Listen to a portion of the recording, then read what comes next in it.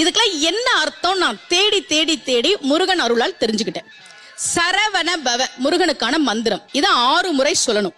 இப்ப சாவ தூக்கி பின்னாடி போட்டீங்கன்னா ரவண பவச, அத 6 முறை சொல்லணும். இப்ப ராவ தூக்கி பின்னாடி போட்டா வனப வசர, வாவ தூக்கி பின்னாடி போட்டா நபவ சரவ, இப்ப நாவ தூக்கி பின்னாடி போட்டா பவ சரவண, பாவ தூக்கி பின்னாடி போட்டா வசர வனப.